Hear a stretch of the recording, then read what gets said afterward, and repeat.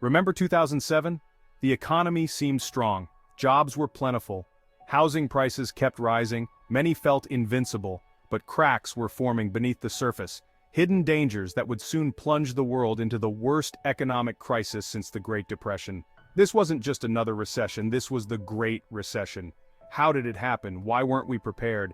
How did the recession affect people and business? How did people cope with the recession? And how did the government respond to it? The answers are complex, but understanding them is crucial to preventing history from repeating itself. Join me as we answer the difficult question on the recession in just 5 minutes. Kindly subscribe so you don't miss the next interesting video. Also like and comment after watching. Thanks for your kindness, and now let's get you value for your time. The Great Recession officially began in December 2007 and ended in June 2009, according to the National Bureau of Economic Research. However, the seeds were sown years earlier. The dot-com bubble burst in the early 2000s, leading to low interest rates. This, combined with lax lending standards, fueled a housing bubble. People were encouraged to take on mortgages they couldn't afford, believing house prices would always rise. By 2006, the bubble began to deflate. Housing prices fell, and defaults on subprime mortgages surged. The financial system, heavily invested in mortgage-backed securities, began to crumble. Lehman Brothers, a major investment bank, collapsed in September 2008, sending shockwaves through global markets. Panic ensued, credit markets froze, and businesses struggled to obtain loans. The Great Recession was a perfect storm of factors. Easy credit and low interest rates created a climate of excessive risk-taking. Financial institutions, enticed by potential profits, packaged and sold risky mortgages as safe investments. Regulators failed to adequately oversee the financial industry, allowing risky practices to flourish. The result was a system built on a foundation of sand. When the housing bubble burst, the entire edifice crumbled. How were people affected?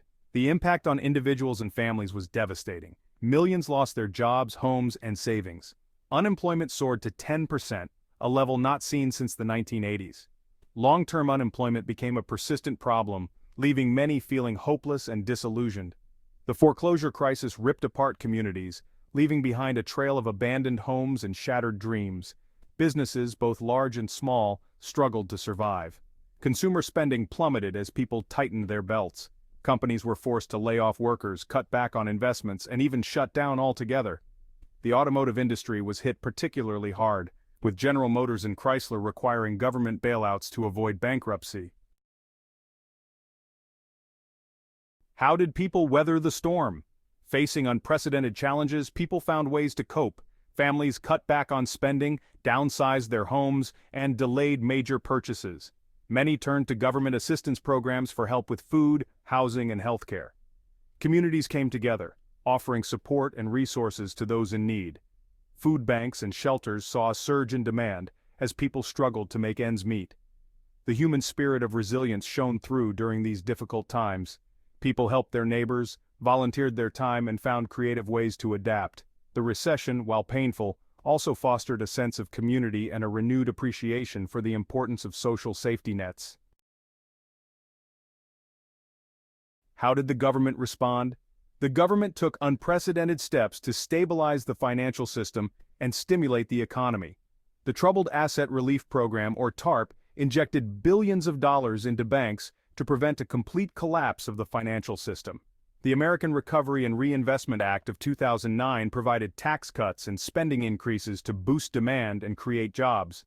The Federal Reserve, the nation's central bank, lowered interest rates to near zero and implemented unconventional monetary policies, such as quantitative easing, to inject liquidity into the financial system.